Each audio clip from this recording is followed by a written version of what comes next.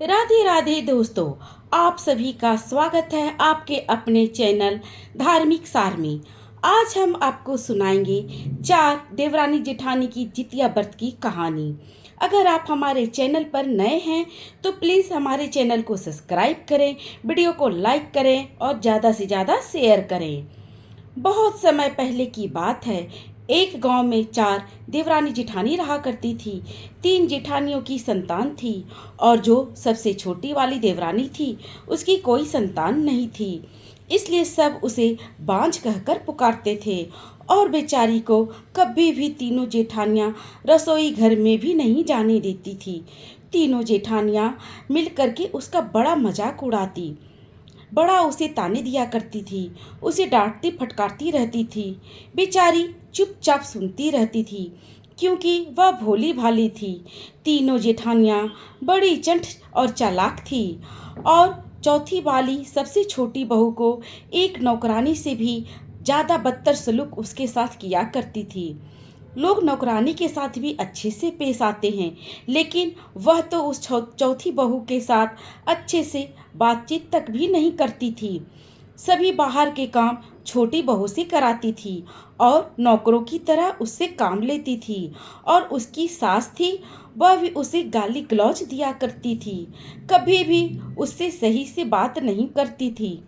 तीनों बड़ी बहुएं और उनकी सास चारों मिलकर छोटी बहू को तरह तरह के ताने दिया करती। समय पर ना तो भोजन देती थी और ना ही उसे कपड़े देती थी। तीनों जेठानियां उनका ही घर में राज था। छोटी वाली बहू को वह कुछ नहीं समझती थी क्योंकि छोटी वाली मायके से भी गरीब थी। इसलिए बेचारी जाती तो कहाँ जाती। बेचारी के माँ बाप भी बहुत गरीब थे और उसका विवाह करके परलोक सिधार गए थे। इसलिए अब मायका में भी कोई नहीं था। ससुराल में तीनों जेठानियां उसके साथ बहुत बुरा व्यवहार करती थी। सास भी उसे कोई मान नहीं देती थी। तीनों जेठानियां जो चाहती वही करती थी और उसे सिर्फ एक नौकर से ज़्यादा कुछ नहीं मानती थी। सारे घर का काम कराती, समय से ना तो खाना देती और ना ही कपड़े देती, और घर में उनसे कोई बोलता भी नहीं था। बेचारी अड़ोस पड़ोस में ही बात करके अपने मन को बहला लिया करती थी। तीनों जेठानियां अपने बच्चे को भी छोटी बहू से दूर रखा करती थी। कहती, यह तो बांझ है, इसका अगर साया हमारे बच्चों पर पड़ गया तो ठीक नहीं होगा। धीरे धीरे करके ऐसे ही जीवित पुत्रिका का व्रत का दिन आ गया। अब कृष्ण पक्ष की सप्तमी का दिन था तो सास और तीनों जेठानियां मिलकर बहुत सुंदर सुंदर भोजन बना करके रखी। और बेचारी जो छोटी वाली थी वह कहती है, दीदी हमें खाना दे दो, हमें भूख लगी है। तो जेठानियां कहती है, अरे एक तो हम बरती हैं, खाना बरती वालों के लिए बना है, और यह आ गई मनहूस अपना चेहरा लेकर बांझ खाना मांगने के लिए आई है। और वहाँ पर पड़ी हुई झाड़ू से जेठानियों ने 5 झाड़ू उस छोटी वाली देवरानी को मार देती है और कहती है, बड़ी आई खाना मांगने वाली, बांझन कहीं की, कुलच्छनी कहीं की, तू तो निसंतान है, किसके लिए खाना खाएगी, किसके लिए यह पकवान बनाएगी। हमने तो व्रत रखा है, इसलिए हम अच्छे अच्छे पकवान खाएंगे, तेरे लिए थोड़े ना बनाए हैं। और उसे मार दुत्कार कर भगा देती है। और वह बेचारी रोती बिलखती घर के बाहर और बाहर आकर के बाहर घर के बाहर के दरवाजे पर सिसक सिसक कर रोने लगी। तभी उसका पति खेत से काम करके आया और पूछने लगा अपनी पत्नी से, बाहर बैठकर सिसक सिसक कर क्यों रो रही हो। तो छोटी बहू अपने पति से कहती है कि हे स्वामी, जब हम रसोई घर में भोजन के लिए गए तो जेठानियों से जब भोजन मांगा तो जेठानियों ने हमें भोजन नहीं दिया और हमें झाड़ू मारकर घर से बाहर भगा दिया और कह दिया कि बांझ है तू, तेरे तो कोई पुत्र नहीं है, तो कौन सा अपने पुत्र की रक्षा के लिए व्रत रखेगी। इसलिए अच्छे अच्छे पकवान और भोजन हमने बनाए हैं क्योंकि हमारे तो पुत्र हैं, उसकी रक्षा के लिए हम व्रत करेंगे। तुम इस भोजन को खाने के लायक नहीं हो। और उन्होंने मुझे भोजन भी नहीं दिया और ये सूखी रोटी मुझे देती है। वह अपने पति को सारी बातें बताती है। उसका पति उसकी बात सुनता है तो अपनी पत्नी से कहता है कि चुप रहो, रो मत, भगवान का ध्यान करो। और इतना कह करके अपनी पत्नी का हाथ पकड़कर वह घर से निकल जाता है। दोनों पति पत्नी घर से निकल गए।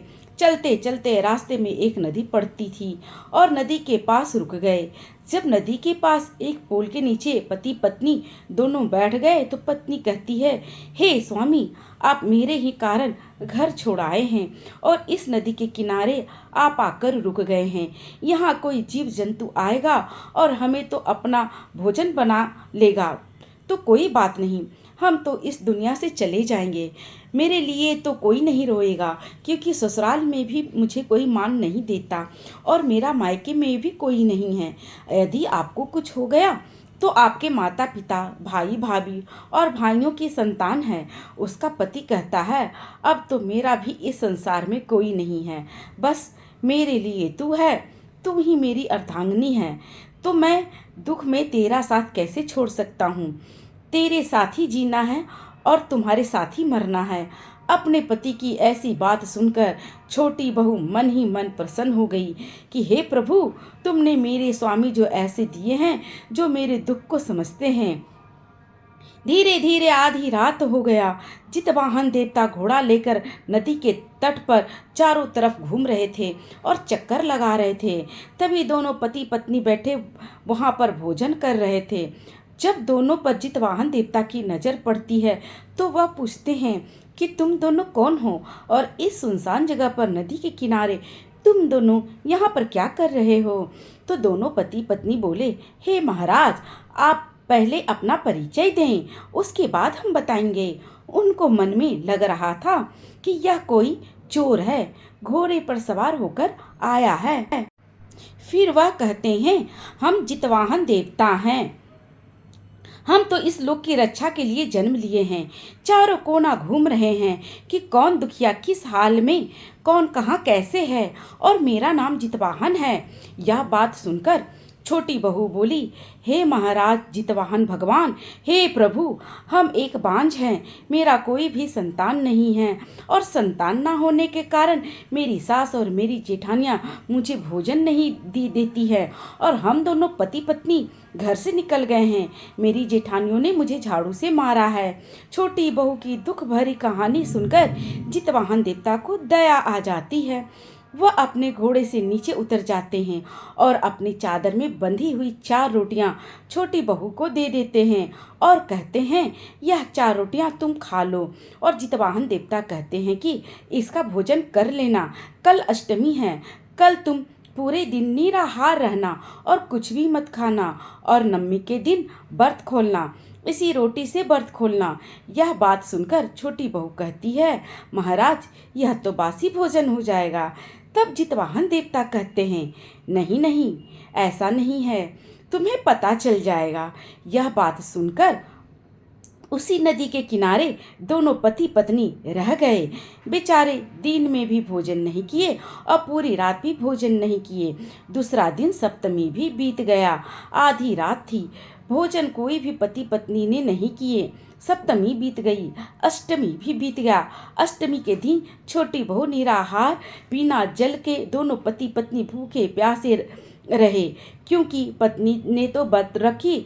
छोटी बहू का पति भी कहता है, जब तुम भूखी प्यासी व्रत रखोगी तो मैं भी तो निसंतान हूँ, मुझे भी तो संतान नहीं है, इसलिए तुम्हारे साथ मैं भी व्रत रखूँगा। और दोनों के व्रत रह जाते हैं। भूखे प्यासे 3 दिन बीत जाते हैं।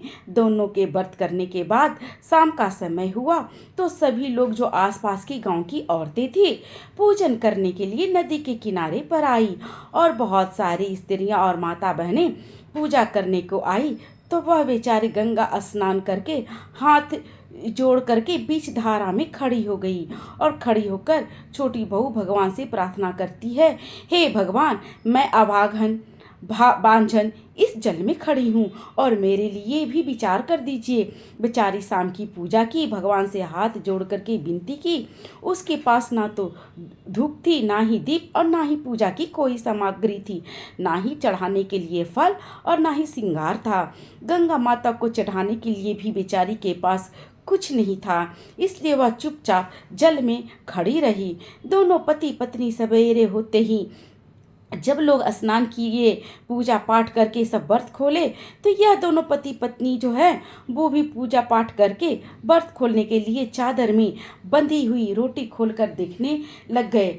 जब छोटी बहू के पति ने चादर में बंधी हुई रोटियों को खोलकर देखा व्रत खोलने के लिए, तो वे दोनों देखते ही रह गए। उनकी आंखें फटी की फटी रह गई। वे चारों रोटियां तो सोने की बन गई और वे तो रोटी थी ही नहीं।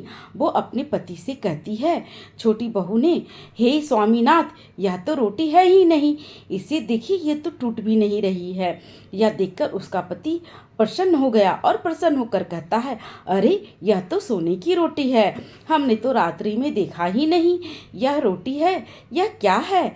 यह तो सोने की रोटी है, हम तो समझे रोटी है। रोटी लेकर वे बाजार गए और जितवाहन देवता का धन्यवाद करने लगे कि जितवाहन देवता ने उनकी दरिद्रता को दूर करने आए थे। बेचारे भूखे प्यासे बाजार जाकर रोटी को बेच देते हैं और सुनार से जो भी उन्हें अच्छा पैसा मिलता है उससे वह अपने लिए खाना, फल और मेवे खरीद लेते हैं, जिससे वो व्रत तोड़ेंगे। गाय का दूध भी व्रत तोड़ने के लिए खरीद लेते हैं। उसके बाद वो घर लौट आए। जब घर लौट आए तो तीनों जेठानियां और सास कहती है, अरे कलमुही बांझन, तो लगता है कहीं भी इसको ठिकाना नहीं मिला है। मायके में गई तो मायके में कोई है ही नहीं इसके, और जो चाचा ताऊ मायके में रहते हैं उन्होंने भी मार पीट करके इसे भगा दिया होगा। देखो इसका मुंह कैसा सूजा हुआ है। देखो जो पहन के गई थी उन्हीं वस्त्रों में वापस आ गई है। सास और तीनों जेठानियां छोटी बहू को ताने देती है। छोटी बहू का पति कहता है कि भाभी और माँ, इसे गालियां मत दो, इसको बात कहने का तुम्हें कुछ भी अधिकार नहीं है। जो तुम इसे ताने देती रहती हो, क्यों तुम इस पर अत्याचार करती हो, इसका बात बात पर अपमान करती हो। यह मेरी पत्नी है, मेरी जिम्मेदारी है। अगर इसके बच्चे नहीं हैं तो मैं भी तो जिम्मेदार हूँ, इसमें इसकी कोई गलती नहीं है। तब तुम्हें कोई अधिकार नहीं है कि तुम इसे बांझ कहो। लेकिन तुम्हें नहीं पता, वो गर्व से कहते हैं, यह जो है अब इसके भी दिन बदलने वाले हैं। यह भी माँ बनेगी और इसकी भी किस्मत बदलेगी। उसकी माँ कहती है, अरे बेटा, तू कौन सा इसकी बातों में आ गया? यह जरूर तुझ पर कोई जादू टोना करके लाई है, इसलिए तू इसकी बातें सुन रहा है, इसकी बातों में आ गया है। आज तुझे माँ और भाभी की बातें बुरी लग रही है। बेटा, तू इस बांझन को छोड़ दे, हम तेरा दूसरा विवाह कर देंगे। और यह बांझन है, इसका बुरा असर तेरे ऊपर पड़ रहा है। तेरा दूसरा विवाह होगा तो तेरे घर में जो भी संतान होगी तेरा भी नाम चलेगा। लेकिन वह कहता है, नहीं माँ, यह मेरी अर्धांगिनी है, मुझे इसी के साथ जीना है और इसी के साथ मरना है। मुझे इससे कोई शिकायत नहीं है। जब भगवान चाहेगा, जब जितवाहन देवता की कृपा होगी तो इसको भी संतान हो जाएगी। लेकिन माँ कहती है, तू नहीं मानेगा, तू इसकी बातों में आ गया है। भाभियाँ भी कहती है, देवर जी छोड़ दो इसे, मार पीट कर भगा दो या इस कलमोही को। अरे इसने तो जो ना सारे घर की सुख शांति बर्बाद कर दी है। बांझन है, सुबह इसका चेहरा देख लो तो पूरा दिन बेकार जाता है। तब वह कहता है, भाभी अपनी जबान को लगाम दो, यह मेरी पत्नी है, तुम्हें कोई हक नहीं है इसका अपमान करने का। अब तक तो मैं चुप था, मैंने कुछ नहीं कहा, लेकिन आज के बाद मेरी पत्नी का कोई भी अपमान नहीं करेगा। यह मेरी जीवन संगनी है। कह के दोनों पति पत्नी बाजार गए और बाजार जाकर अपने बर्तन, हांडिया, राशन, पानी, तेल, मसाला, जो भी कुछ घर का सामान था, छोटी बहू और उसका पति अलग सामान ले आए और उन्होंने अपना अलग चूल्हा जलाने लगे, अलग रहने लगे। इसी तरह से धीरे धीरे दिन बीतने लगे। वह प्रतिदिन अच्छा अच्छा भोजन बनाती। अब उसके बाद उन्होंने अपना घर बनाने की सोची, क्योंकि जितवाहन देवता ने उन्हें धन तो दे ही दिया था। अब उन्होंने खूब अच्छा घर बना लिया। अब छोटी बहू और उसका पति दोनों जो आराम से अपने घर में खुशी खुशी रहने लगे। अब धीरे धीरे समय बीता, छोटी बहू गर्भवती हो गई। 3-4 माह हुए तो घर भी बन गया और वह गर्भवती भी हो गई। 5-6 महीने में सब लोगों को पता चल गया कि छोटी बहू सचमुच में गर्भवती है और यह माँ बनने वाली है। जब 9वां महीना हुआ तो छोटी बहू की कोख से एक सुंदर सा पुत्र ने जन्म लिया। जब सुंदर सा पुत्र जन्म लिया तो तीनों जेठानियाँ और सास जल भुनकर राख हो गईं। तीनों जेठानियाँ कहती हैं कि इसका बच्चा अगर जीवित रहेगा तो यह तो अपना मान सम्मान इससे ज़्यादा बढ़ जाएगा। यह बांझन कैसे माँ बन गई? यह बात उन तीनों जेठानियों को हजम नहीं होती है। वे कहती हैं अब तो यह हमारी बराबरी करेगी, यह तो हमें बर्दाश्त नहीं है। अब इसका बच्चा आ गया है तो वह भी एक जो हकदार बढ़ जाएगा। हमारे बच्चों का खेतों में से आधा खेत उसका हो जाएगा और सब बंटवारा हो जाएगा। यह हम कतई नहीं चाहते।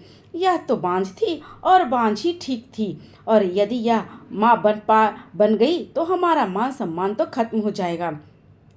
धीरे धीरे समय बीता। अब उसका बच्चा भी चंद्रमा के समान सुंदर था और धीरे धीरे बढ़ने लगा। ऐसे ही 1 वर्ष बीत गया। जब दोबारा से जीवित पुत्रिका का दिन आया, फिर से वह वापस व्रत का दिन आया, तो उसने अष्टमी के दिन सारे लोग व्रत रखे थे तो छोटी बहू ने भी व्रत रखी। बहुत सारे उसने व्रत का सामान, तरह तरह के पकवान अपने घरों में बनाए। बड़ी वाली तीनों जेठानियाँ और सास वह चारों मिलकर छोटी बहू के घर गई। अब छोटी बहू ने उनका खूब आदर सम्मान किया।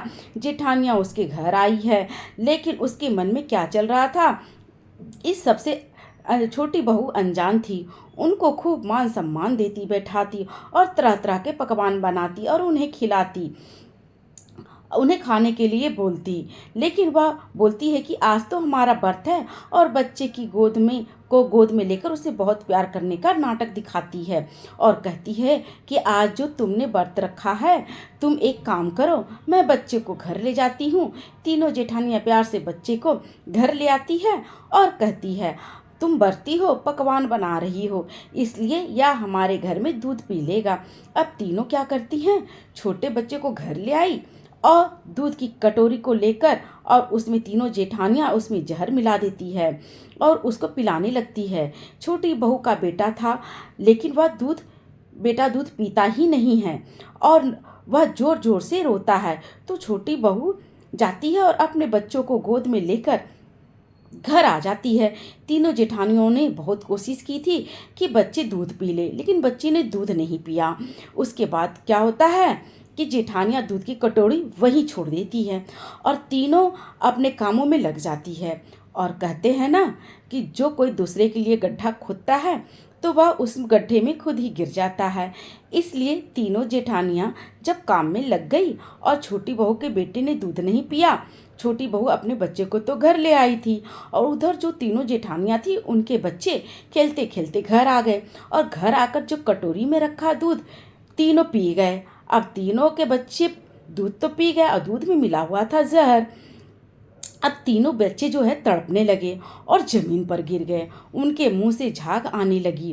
तीनों जेठानियाँ अपने व्रत में उलझी हुई थी, तीनों ने नहीं देखा, अपने कामों में लगी हुई थी। तो उसकी सास देखा तो उसकी सास चिल्लाने लगी, अरे देखो बच्चों को क्या हो गया है, कैसे छटपटा रहे हैं, इनके मुंह से तो झाग आ रहा है।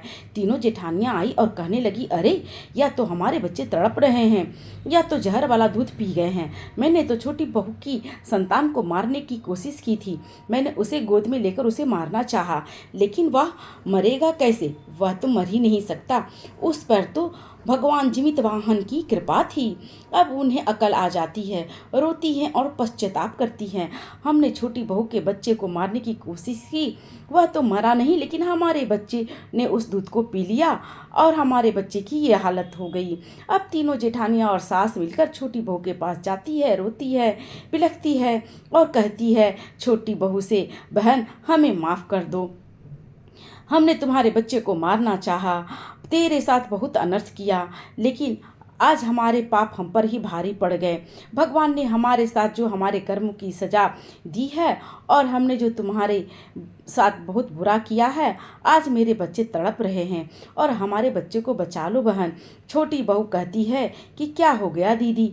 तो तीनों जेठानियाँ बताती है कि कैसे उन्होंने दूध में जहर मिलाया उसके बच्चे को मारने के लिए, लेकिन उसका बच्चा तो बच गया, लेकिन खुद के बच्चे उस दूध को पी गए। अब जो जहर वाला दूध पीकर वो तड़प रहे हैं, उनकी मुंह से झाग निकल रहे हैं। यह छोटी बहू यह सब सुनती है तो बहुत दुखी हो जाती है और कहती है, बच्चे तो निर्दोष है, इनमें बच्चों का क्या दोष है। वह भगवान जीवित वाहन देवता को उनके पुत्रों को जीवित कर देने के लिए प्रार्थना करती है, हे प्रभु, आज का दिन तो संतान की रक्षा के लिए होता है, आप उन तीनों की संतान की रक्षा कीजिए। और जितवाहन देवता से जो भी अर्जी लगाती है, उनकी प्रार्थना करती है, पूजा करती है। और गांव के लोग भी काफ़ी इकट्ठे हो जाते हैं, देखते ही सब बातें बनाते हैं। दूसरे के पुत्र को देखकर जलना नहीं चाहिए। देखो तीनों जेठानियाँ कैसे अपनी करनी का फल भोग रही है। सास से भी कहती है कि इसके लिए तो चारों बहुएं बराबर थी, लेकिन इसने तो तीनों बहुओं को ज़्यादा मान दिया। चौथी वाली गरीब घर की बेटी थी तो उसको मान नहीं दिया, उसे बांझ कहती, उसको जाने क्या क्या बोलती थी। आज देखो अपने पापों के कर्म इनके आगे आ गए हैं। छोटी बहू बहुत प्रार्थना करती है, हे प्रभु, इन बच्चों को बचा लो। और भगवान की कृपा से उनके बच्चे खड़े हो जाते हैं, क्योंकि स्वयं भगवान जितवाहन देवता प्रकट होते हैं और उनके बच्चे को बचा लेते हैं। जितवाहन देवता उनके पुत्रों की रक्षा कर देते हैं, उन्हें जीवित कर देते हैं। और तीनों जेठानियाँ भगवान जितवाहन देवता के पैरों में लेट जाती है और उनसे माफ़ी मांगती है। सास को भी अपनी करनी पर पछतावा होता है कि उसने अपनी छोटी बहू के साथ कितना गलत किया था। जितवाहन देवता कहते हैं, अगर माफ़ी मांगनी है तो छोटी बहू से मांगो। इतना कहकर जितवाहन देवता अंतर ध्यान हो जाते हैं। छोटी बहू के पास जब तीनों जेठानियाँ जाती हैं तो और सास हाथ जोड़कर माफ़ी मांगती हैं, तो छोटी बहू कहती हैं कि इसमें माफ़ी मांगने की कोई बात नहीं है, मैंने तो कभी भी उनसे बैर रखा ही नहीं था, मैं तो उन्हें कब का माफ़ कर चुकी हूँ। सुबह का भूला अगर शाम को घर आ जाए तो उसे भूला नहीं कहते। इसलिए अब तीनों जेठानियाँ अपनी छोटी बहू का बहुत मान सम्मान करती है। उसकी सास उसके आदर सहित अपने घर ले जाने के लिए कहती है।